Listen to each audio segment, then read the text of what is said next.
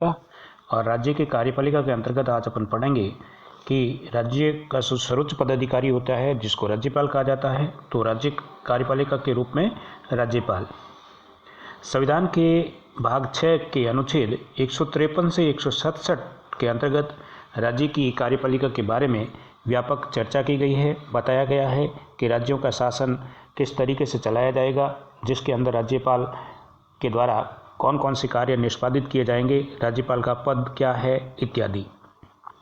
तो केंद्र में जिस प्रकार से राष्ट्र का प्रमुख राष्ट्रपति होता है तथा शासन का प्रमुख प्रधानमंत्री, ठीक इसी तरह राज्यों में राज्यों का प्रमुख राज्यपाल तथा राज्यपाल की सहायता के लिए मंत्रिमंडल और मंत्रिमंडल का जो प्रमुख होता है वो मुख्यमंत्री होता है।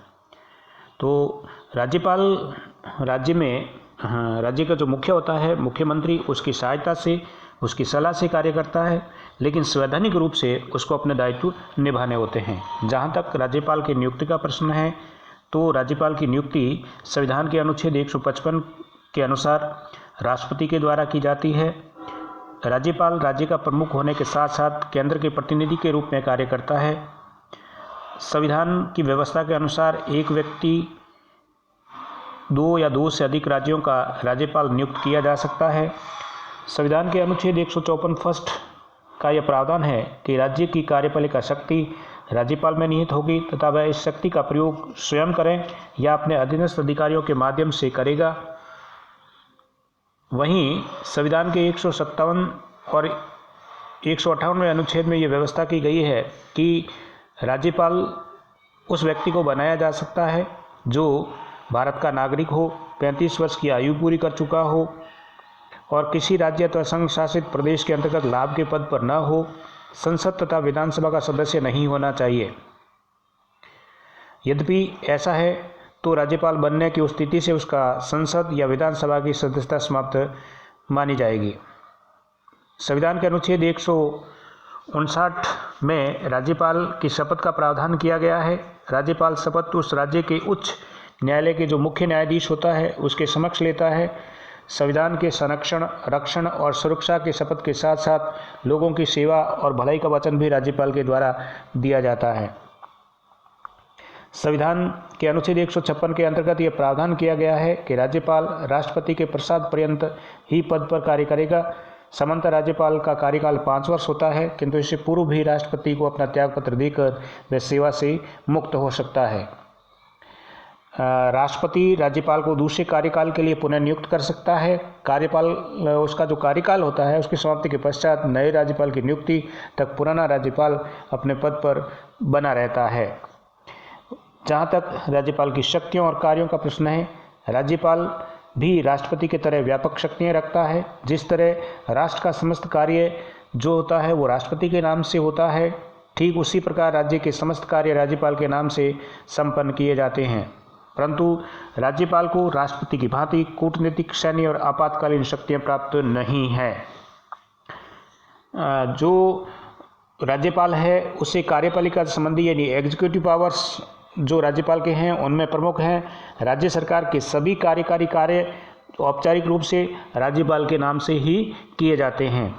राज्यपाल सर्वाधिक महत्वपूर्ण जो कार्यपालिका शक्ति होती है उसमें मुख्यमंत्री और मंत्रिपरिषद के सदस्यों की नियुक्ति है। इसके साथ साथ राज्यपाल राज्य लोक सेवा आयोग के अध्यक्ष और उसके सदस्य, राज्य के महाधिवक्ता, राज्य के निर्वाचन आयोग के अध्यक्ष, राज्य वित्त आयोग की नियुक्ति, राज्यों के विश्वविद्यालयों में कुलपति की नियुक्ति राज्यपाल के द्वारा ही की जाती है।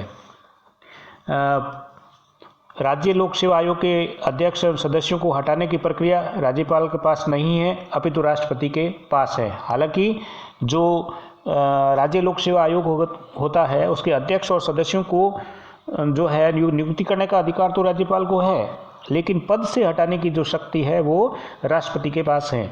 राज्यपाल राष्ट्रपति में जो राज्यपाल होता है वो राज्य में संवैधानिक आपातकाल के लिए राष्ट्रपति को सिफारिश कर सकता है। ऐसे में राज्यपाल को कार्यकारी शक्तियों का प्रयोग राष्ट्रपति के प्रतिनिधि के रूप में वह करता है। तो इस प्रकार महत्वपूर्ण कार्यपालिका शक्तियाँ उसके पास है, लेकिन सैन्य और जो आपातकालीन शक्तियाँ राष्ट्रपति की है वैसी जो है वो राज्यपाल के पास नहीं है। जहाँ तक राज्यपाल की विधायी शक्तियों का प्रश्न है, राज्यपाल अपने राज्य की विधानसभा में एक आंग्ल भारतीय समुदाय के सदस्य को मनोनीत कर सकता है, और यदि राज्यपाल को यह समाधान हो जाए कि उपयुक्त समुदाय का सदस्य विधानसभा में पर्याप्त प्रतिनिधित्व नहीं है, ये संविधान के अनुच्छेद 333 के अंदर वर्णित है, और यदि ऐसा सदस्य निर्वाचित होकर आ जाता है तो फिर राज्यपाल को मनोनीत करने का कोई अधिकार नहीं है। यदि विधानमंडल द्विसदनात्मक है तो राज्यपाल विधान परिषद, जिसको उच्च सदन कहा जाता है, कुल सदस्यों का 1/6 भाग मनोनीत कर सकता है। यदि किसी मंत्री ने किसी विषय पर निर्णय लिया हो और मंत्रिपरिषद ने उस विषय पर संज्ञान न लिया हो तो राज्यपाल मुख्यमंत्री से उस मामले पर विचार करने के लिए मांग कर सकता है। राज्यपाल विधानसभा के सत्र को आहूत या सत्रावसान या विघटित कर सकता है। राज्यपाल को यह अधिकार है कि वे विधायिका से संबंधित समस्त कार्यों की जानकारी प्राप्त करें तथा आवश्यकता पड़ने पर विधानमंडल के सदस्यों को भेज सकता है। कोई भी विधेयक तभी अधिनियम कानून बनता है जब उस पर राज्यपाल हस्ताक्षर करें। राज्यपाल किसी विधेयक को अनुमति दे सकता है, नहीं भी दे सकता है, या विधेयक को राष्ट्रपति के विचारार्थ आरक्षित भी कर सकता है। राज्यपाल दोनों ही सदनों को संदेश भेज सकता है। राज्यपाल विधानमंडल के अधिवेशन में अभिभाषण देता है। अभिभाषण से ही नए विधानसभा का सत्र प्रारंभ होता है। भारतीय संविधान के अनुच्छेद 213 में राज्यपाल को अध्यादेश जारी करने की शक्ति प्रदान करता है। यह अध्यादेश विधानमंडल की बैठक प्रारंभ होने से 6 सप्ताह के पश्चात लागू नहीं रहता है। जहाँ तक राज्यपाल के वित्तीय शक्तियों का प्रश्न है तो राज्यपाल यह सुनिश्चित करता है कि वित्तीय विवरण राज्य विधानमंडल के सामने रखा जाए। राज्यपाल के बिना पूर्व सहमति के धन विधेयकों को राज्य विधानमंडल में प्रस्तुत नहीं किया जा सकता। किसी अप्रत्याशित खर्च के वहन के लिए राज्यपाल आकस्मिक निधि से अग्रिम दे सकता है। राज्यपाल पंचायत और नगरपालिकाओं के वित्तीय स्थिति की समीक्षा के लिए हर 5 वर्ष पर वित्त आयोग को गठित कर सकता है। आगे देखते हैं कि राज्यपाल की इन वित्तीय शक्तियों के पश्चात जो महत्वपूर्ण शक्ति है वो न्यायिक शक्ति हैं। अब राज्यपाल को राष्ट्रपति की भांति राज्य सूची के विषयों पर समाधान देने की शक्ति प्राप्त है। राज्यपाल किसी दोषी व्यक्ति के दंड को कम कर सकता है या दंड की प्रकृति में परिवर्तन कर सकता है। राष्ट्रपति और राज्यपाल की समाधान शक्ति में प्रमुखतः 2 अंतर है। प्रथम, राज्यपाल मृत्युदंड को आजीवन कारावास में बदल सकता है, किंतु राष्ट्रपति की तरह समा यानी पूर्ण माफी नहीं कर सकता। दूसरा, राज्यपाल सैनिक न्यायालय द्वारा सजा प्राप्त व्यक्ति की कुछ मदद नहीं कर सकता, जबकि राष्ट्रपति सजा को कम कर सकता है या माफ कर सकता है। राज्यपाल उच्च न्यायालय के साथ विचार कर जिला न्यायाधीशों की नियुक्ति, स्थानांतरण और पदोन्नति कर सकता है। राज्यपाल राज्य न्यायिक आयोग से जुड़े लोगों की नियुक्ति भी करता है। इस संदर्भ में राज्यपाल राज्य उच्च न्यायालय और राज्य लोक सेवा आयोग से विचार विमर्श कर सकता है। राज्यपाल जो है उसकी कुछ विवेकाधीन शक्तियां हैं, जैसे नंबर 1, किसी विधेयक को राष्ट्रपति के विचारार्थ सुरक्षित रख सकता है। दूसरा, राज्य में राष्ट्रपति शासन की सिफारिश कर सकता है। तीसरा, राज्य के विधानमंडल एवं प्रशासनिक मामलों में मुख्यमंत्री से जानकारी मांग सकता है। विधानसभा चुनाव के पश्चात जब कोई दल पूर्ण बहुमत प्राप्त नहीं कर पाता तो ऐसी स्थिति में अपेक्षित बहुमत प्राप्त दल के नेता को चयन करने में भी विवेक का प्रयोग कर सकता है। मंत्रिपरिषद के अल्पमत में आने पर राज्य विधानसभा को वह विघटित कर सकता है। कुछ विशेष मामलों में राष्ट्रपति से निर्देश पर राज्यपाल को विशेष दायित्व होते हैं, जैसे महाराष्ट्र, विदर्भ और मराठवाड़ा के लिए पृथक विकास बोर्ड की स्थापना करने का दायित्व राज्यपाल का है। वहीं गुजरात और सौराष्ट्र और कच्छ के लिए पृथक विकास बोर्ड की स्थापना राज्यपाल कर सकता है। जहाँ तक राज्यपाल की इन शक्तियों का प्रश्न है, इसके अलावा राज्यपाल को कुछ वीटो पावर्स भी प्राप्त हैं। जैसे सामान्य विधेयक के संबंध में जब कोई सामान्य विधेयक अधिनियम बनाने के लिए राज्यपाल के समक्ष प्रस्तुत किया जाता है तो राज्यपाल के पास 4 विकल्प रहते हैं। फर्स्ट, विधेयक को वो स्वीकृति प्रदान कर सकता है, विधेयक पर अपनी स्वीकृति सुरक्षित रख सकता है, विधेयक को पुनर्विचार के लिए विधानमंडल के पास वापस भेज सकता है।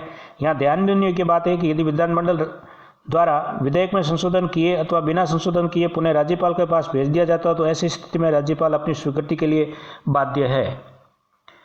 वहीं राज्यपाल कुछ परिस्थितियों में विधेयक को राष्ट्रपति के लिए सुरक्षित रख सकता है। फर्स्टली, विधेयक संविधान के उपबंधों के विरुद्ध हो तो, राज्य के नीति निर्देशक तत्वों के विरुद्ध हो तो, देश हित के विरुद्ध हो तो, राष्ट्रीय महत्व का हो या संविधान के अनुच्छेद 31 क के उपबंधों से संबंधित हो या उच्च न्यायालय की स्थिति को खतरे में डालता हो, तो ऐसे विधेयकों को राष्ट्रपति जो है वो सुरक्षित रख सकता है। जहाँ तक राज्यपाल के धन विधेयक के संबंध में अधिकारों का प्रश्न है, तो जब कोई वित्त विधेयक राज्य विधानमंडल द्वारा पारित कर राज्यपाल की स्वीकृति के लिए भेजा जाता है तो उसके पास 3 विकल्प मौजूद रहते हैं। फर्स्टली, विधेयक पर वह अपनी सहमति प्रदान कर दे, अपनी स्वीकृति को रोक दे या इस विधेयक को राष्ट्रपति के विचारार्थ सुरक्षित रख लें। इस प्रकार राज्य प्रशासन के अंदर जो राज्यपाल होता है उसका महत्वपूर्ण दायित्व है। अब अपन संक्षेप में अगर देखें तो भारतीय संविधान के जो विभिन्न अनुच्छेद हैं वो सीधे राज्यपाल से संबंध रखते हैं। जैसे अनुच्छेद 153 की व्यवस्था है कि प्रत्येक राज्य में एक राज्यपाल होगा। 154 की व्यवस्था है कि राज्यों की कार्यपालिका शक्ति राज्यपाल में निहित होगी। 160 की व्यवस्था है कि आकस्मिक परिस्थितियों में राज्यपाल किस प्रकार से कार्य करेंगे। 161 में व्यवस्था है कि समा आदि की और कुछ मामलों में दंडादेश को निलंबन करने, परिहार करने या लघुकरण की शक्ति राज्यपाल को है। 163 की व्यवस्था है कि मंत्रिमंडल द्वारा राज्यपाल को सलाह और सहयोग दिया जाएगा। अनुच्छेद 200 की व्यवस्था है कि विधेयक पर अनुमति देना, रोकना या राष्ट्रपति के विचार के लिए आरक्षित करना राज्यपाल का विवेकाधीन अधिकार है। 201 की व्यवस्था है कि राष्ट्रपति के विचार के लिए आरक्षित विधेयक पर राष्ट्रपति द्वारा अनुमति देना या रोक लेना। 213 की व्यवस्था है राज्यपाल अध्यादेश जारी करने की शक्ति और 233 की व्यवस्था है कि राज्यपाल जिला न्यायाधीशों की नियुक्ति करता है। इन तमाम संवैधानिक व्यवस्थाओं और राज्यपाल द्वारा संपादित किए गए कार्यों के आधार पर कहा जा सकता है कि राज्य की कार्यपालिका शक्तियों में राज्यपाल की महत्वपूर्ण भूमिका होती है।